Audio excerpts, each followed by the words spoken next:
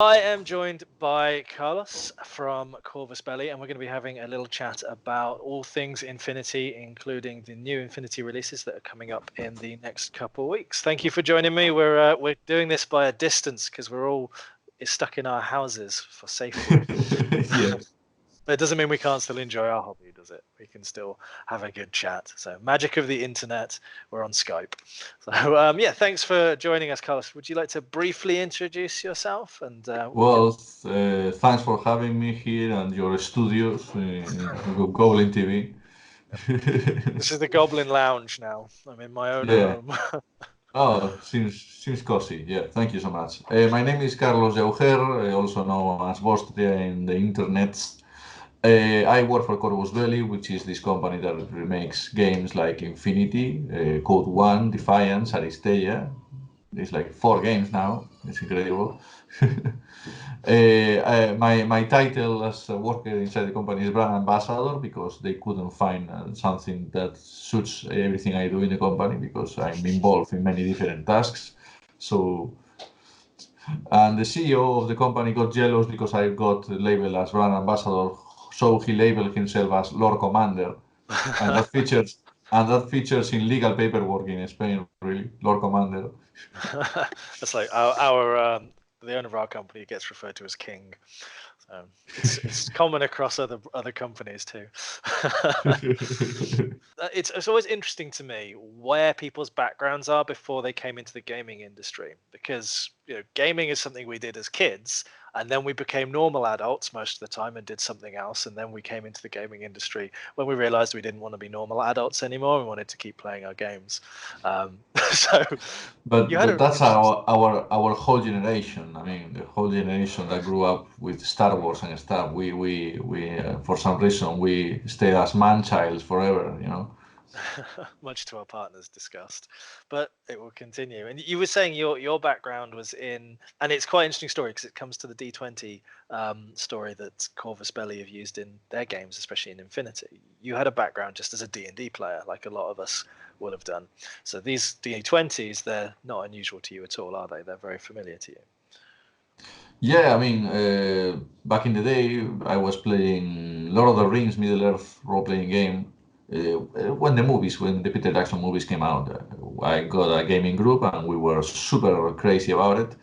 And from some artwork that we made for a website that we were making back in the day, some people from Corvus-Belli, which were around at that time, they noticed us. So that's interesting. The Corvus-Belli founders and creators of Infinity, everything came from their own RPG games, and they were playing a game in Spain that was called Mutants in the Shadow, which is a very cyberpunk game. And from those games, the flag of Infinity really came out.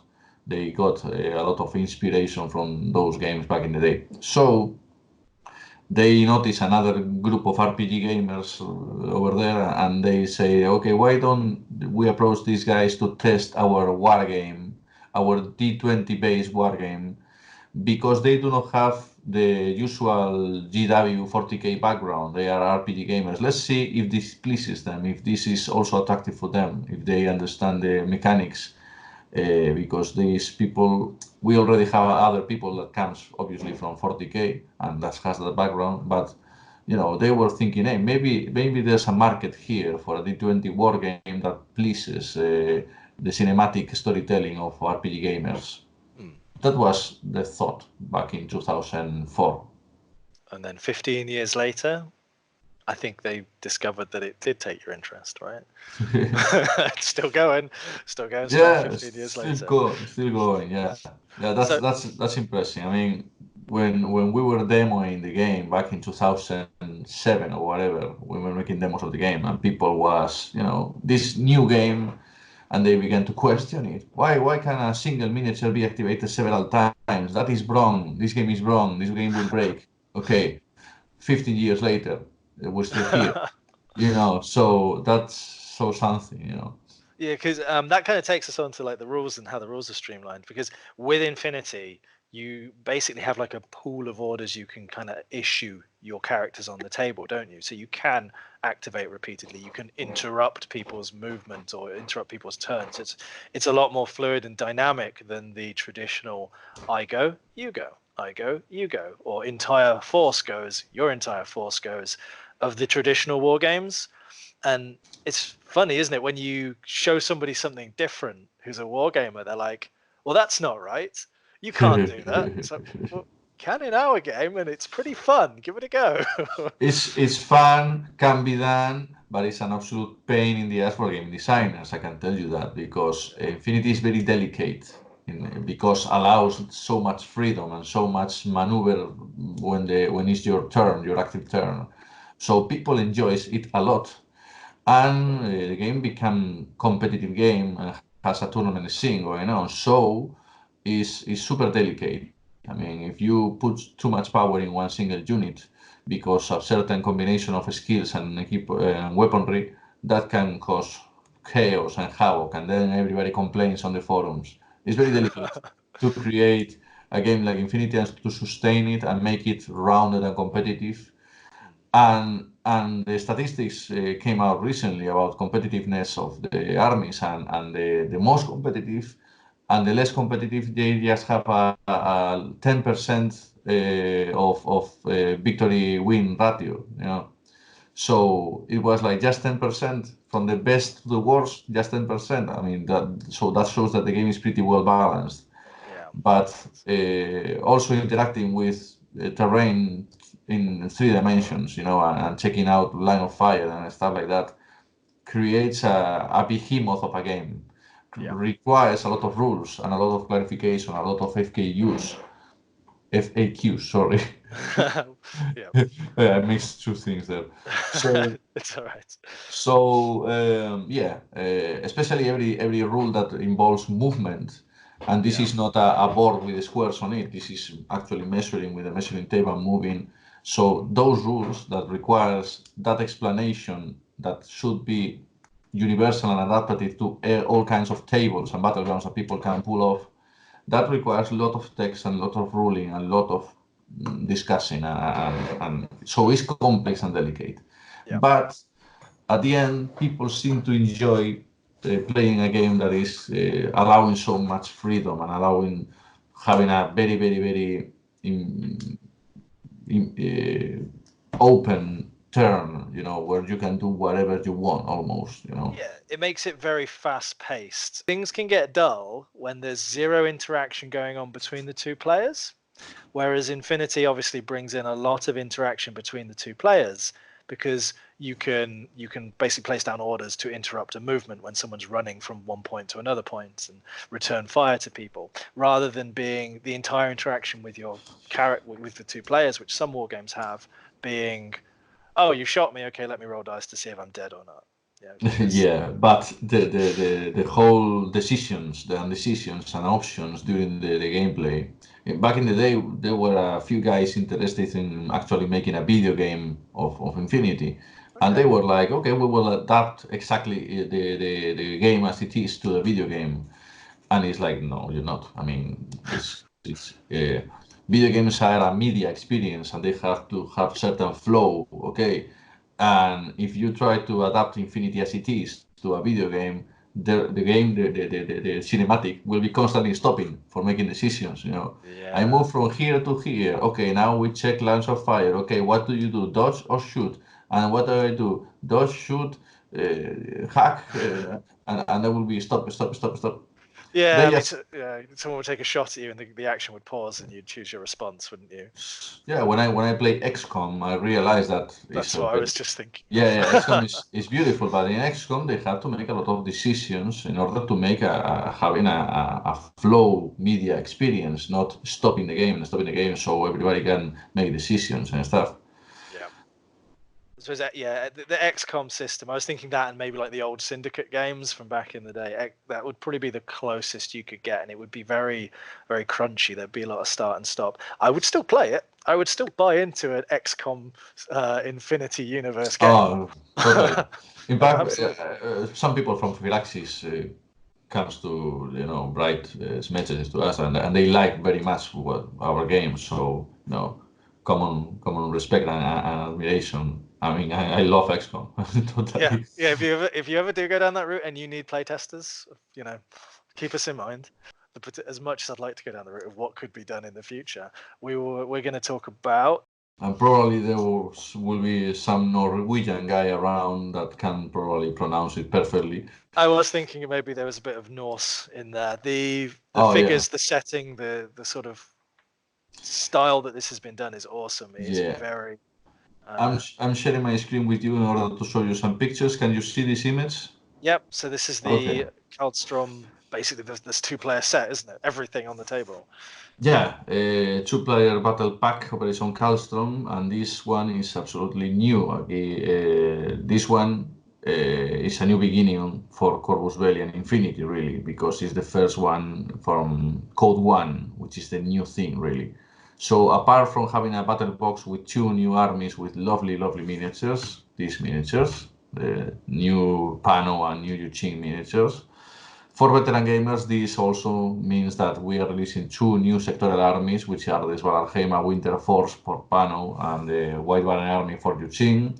And apart from that, Code 1 is the new set of rules for Infinity, which is a game on its own, okay, and it's going to bring a new ecosystem, a new beginner-friendly ecosystem for new players and stores and retailers also, because Infinity Code 1 is a faster, streamlined experience of playing Infinity, and allows people to begin now with playing the game, and also to begin now carrying the game to have it on your store and build a new community around it. Okay. Yeah. Code 1 is going to be a little book and a PDF file of less than 100 pages that contains a basic Infinity experience that can be played with 4 factions. So that's very important for Corvus-Belli, because after releasing the previous edition, third edition, and 4 expansions for it, we noticed that we just have a very loyal, hardcore fan base, but beginners couldn't totally at all jump into Infinity. They were totally not able to understand what was going on. It was too complex, too dense, too expanded, and there was a lot of rules redundancy also. Some rules were just like other rules with different names, because one was released in one moment with one book, and then another book came out, and so everybody, even the most veteran gamers, were asking for, okay, reboot the system, please. Let's begin again, and let's simplify. Well, simplify is the wrong word. Let's streamline, let's optimize the rules that we have, because this is confusing even for the most tournament winners. Yeah. It makes sense. It takes a lot to actually a company to go, you know what, some people are finding our rules a little bit tricky. Now with these packs, the 4 factions are playable in Code 1. Okay, with the streamlined rule system. So as long as you've got the 2-player and the Beyond, those ones are still very much usable then when down the line. Yeah. They're not becoming obsolete, which is good. Yeah. So apart from releasing the action packs and Operation Kaldstrom, the whole year of releases has been planned in order to Corvus-Belli provide the new miniatures or repack existing miniatures that people will need with new packaging, so those new stores and retailers can begin collecting and bringing the Code 1 products to the store without having to deal with the previous existing catalog of Infinity by Corvus-Belli.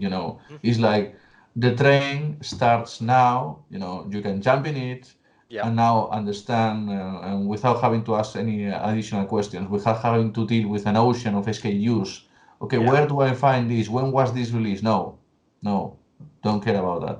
Operation Kaldstrom, the action packs, and then after that, month after month, support packs for every faction, remotes pack for every faction, tags for every faction, and certain boxes that will come that will give you everything that you need in order to fill the availability of units that you are going to build your list with, because Infinity has this app that allows you to build your army, Yep. and it's super useful for everyone and everybody loves it, and that's the key thing here that we want them to use. So I'm looking for some lists that I think I had there. So Sorry. these are almost like your 4, not beginner armies, but 4 getting started armies, which you've chosen as the most suitable ones for people newer to the game, which are going Correct. into Code 1. This image that is code 1 panel that I'm showing here to you is all the available panel units that can be placed in code 1. Yep. So which will be like 25 units, okay, 25 two profiles with certain loadouts and stuff. So when you are assembling your army, choosing the units for playing code 1, you will choose among these options. So not all the miniatures from panel are here, just the selected ones for playing code 1. This has been made thinking how can we make a Infinity rulebook less than 100 pages, which is Yep. the code 1 rulebook. The code 1 rulebook basically has movement, climbing, jumping, shooting, dodging, the basic stuff. When you put that engine together, that's the engine of rules actually. Everything else are additional special skills. Okay. So yep, that So makes sense. so when later in the year when Infinity M4, the fourth edition comes, it will use the engine from Code 1. Yep. But what Code 1 hasn't is advanced rules and more additional skills. Because when you have a range of 25 miniatures, you can make a 100-page rulebook. When you have a range of 600 SKUs, you need more rules and stuff. Yeah. You know. So that's the logic here. Corvus-Belli back in the day when we released N3 were considering that there were 2 chapters in the book that should be like 2 different books, the basic rules and the advanced rules. Yeah. So when releasing Code 1, we're doing that very well, in my opinion, because it's going to be like this is a game, Code 1, a game in itself. People can play it and enjoy it, and only if they master it, only if they make little tournaments and one guy is always winning because he totally understood how it goes. Okay, Yeah. now you're ready to jump into M4. I like that. I like it. And some people may never want to leave the Code 1 rule set. It's that's a still pretty big selection of units, which for a lot of people is going to be enough to keep them happy. And I've Yeah, been looking for a real good reason to start doing combined army because they're awesome. So that's cool too. So yeah. So you look at these profiles here, mhm. and now you look at this like plan of the whole year of releases, and that all these SKUs are going to fill those spots on the list. Yeah. So I can see here the scenario of okay, new store. Okay, I never wanted to carry Infinity because it's too much or too complex, so I wasn't familiar with it. But now I can join this. I can get code 1 and make the players on my store be interested in it, and maybe they pick a little product every month and begin to play and have their battles and understand the game and have little tournaments even. And Corvus-Belli has plans for releasing next year another battle pack with 2 more factions, adding, I'm expanding the range of factions available for Code 1 into 6 factions. Yeah. So this is the whole idea here of allowing the beginner players to have a different ecosystem, a different context, meta, for their own, and allow the veterans to jump directly into the 4th edition later in the year. So the veterans can still play a more dense, deep game, while Yeah. the beginners can enjoy their children's swimming pool. and collect and get lovely miniatures. So with this reasoning behind, we are also able to redesign classic Infinity units with delivering new lovely miniatures and new designs in order to make new super pack or new remotes or new tag, and that will look lovely and people will like the eye candy, how it looks. Yeah, well, the new minis for Kaldstrom are amazing. I'm a big fan of winter minis. Pretty much every army I have for other games is winter themed, with snow bases and snow scenery. But Yeah. very few other people do that. So sometimes I think a bit funny. It's super cool to also to make snowy environments in Photoshop or 3D or whatever. When you are trying to tell a story, trying to make the photos that look like the guys are in snowy environments. Looks always great in the artwork also. Yeah. Yeah, and the clothing that they're wearing is brilliant. And can we hop back to the picture of the two factions in front of the scenery? Because what I noticed on this picture as well, there's a lot more detail on the scenery. You've got some pop-up billboards on top of the buildings, and you've got to the left what looks like a very thick billboard on the Yes. floor as well. So Yes, this is the same cutout terrain as Operation Wildfire, which was the first battle pack that comes with this thick cardboard terrain. It's 3 millimeters thick, so it's very, very sturdy and very, very, it's not lightweight cardboard. This has some weight to it actually, and it's a joy to have such thing. And because also the markers and the markers, the templates, everything comes in that thick cardboard, so it's much better now.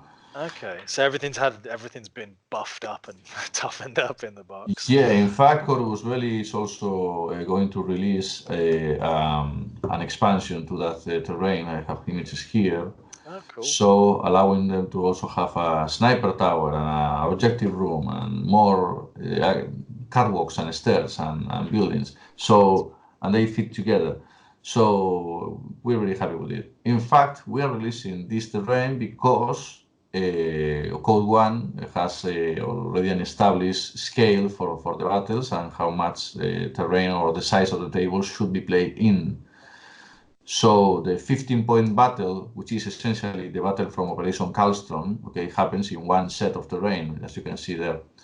And when you get the action packs, or when you get beyond Kaldstrom and you put them together, that's a 25 points battle that happens in two sets of scenery.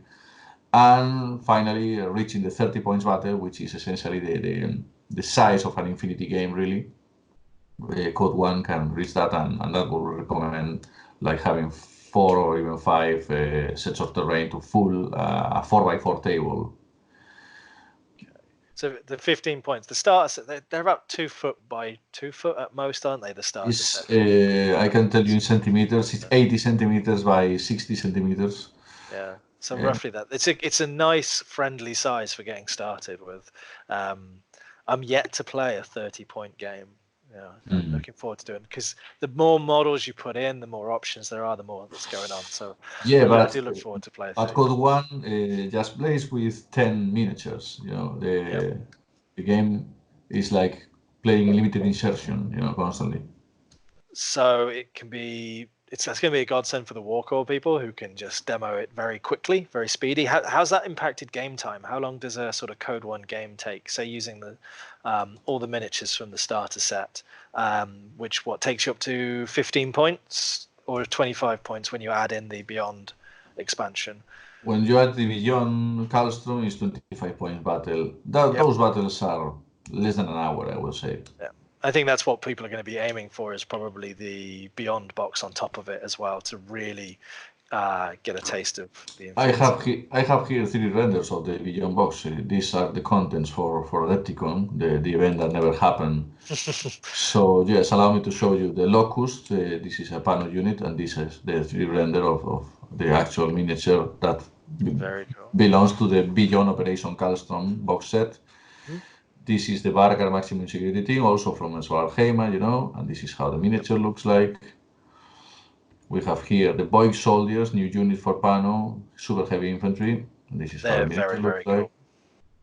And for Yuqing, we have here the Jemao infantry. this is a neutral profile that people have just seen because yesterday Corvus-Belli updated the army app with the Svartalfheim armies, and people got crazy about this guy. People have already spotted it appearing in the army app. Yeah, they haven't seen the looks. Today, Corvus-Belli in the YouTube channel is going to release a YouTube video with all these contents, these images that I'm showing to you right now. So people is going to get crazy about it. Spitfire here with the Gemao. These are the Sanchi Invincible. This is a very old design, really, and the miniature is incredible. Okay, and apart from that, we have Jin Q, a hero, in the Beyond Kaldstrom. So when That's a you very add nice model. 3 and 3 to the 7 already existing miniatures from each faction in Operation Kaldstrom, they become 10 against 10, which is the size of the battle, Okay. the 25-point battle. And you can also, with more expensive units, you can reach the 30-point battle. What about the Dire Foes pack as well? Yes, the rifles So are. Yeah, let's not forget that. Those are the little Dire Foes packs are like my favorite little bits because I really like the sort of the neutral figures that you get in. Well, I've got a couple here somewhere where I've got the rage. These are the rage characters that I've got here actually. I love them. They really add another element to the game. So let's have. Yeah, sorry, go on. No, sometimes little narrative missions, okay, or campaign missions, but with a certain narrative allows us to step just for a little moment away from tournament scene, because Infinity can be very narrative, and there are people there who enjoys that angle of the game. Of course, there are people who just go to play competitive and just think about optimal list building and stuff like that, and keep them satisfied is the most difficult thing in the world, really.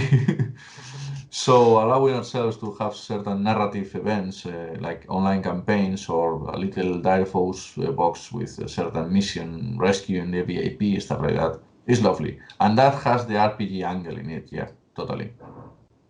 You have Gunnar Landmark, the Troll Hunter for Pano, okay, which is that guy with the hammer over there. Yeah, You looks have awesome. Adil Mehmood, which is an Imperial agent given Spec Op for Yuqing, okay, a character that is going to have a little spotlight on him during this year. And then I don't know if you're familiar with the graphic, the manga Outrage, the manga that Corvus-Belli published years I ago. actually have my full set of outrage characters painted here right in front of me as well. Okay, But so that the VIP from Retaliation is the Yuqing ambassador that comes shows up in that manga, which is totally having hidden meetings with very powerful people, and is part of the Yuqing menace on that story. So that guy, mysterious and obviously the guy who knows everything about everyone, is having a miniature here. Yeah. he does look very evil. He's got like the Ming the Merciless sort of goatee going on, doesn't he? Yeah, he looks like Well, he's up to no good. he can be evil or he can be just working for what he believes in. I mean, you know. Yeah, I mean, I just like the sort of civilian or the non-military characters because they're not carrying weapons, they haven't got any guns, they fit in really nicely with that narrative, and they can be used for quite a few things, which I like And as well. in tournament scene, Infinity has the high value targets, which are that figure that you put on the board Yep. in order to, well, many secondary objectives are usually involving that miniature. That comes Yeah. from the deck of cards that are the tactical objectives and stuff like that. Yeah. So you can use them in the tournament play as well. So everyone needs at least one Direfoes Yes, mission pack. yes. HVT. So find the one that's got a character which matches your chosen faction and grab that one, and then you've got your high value targets as well.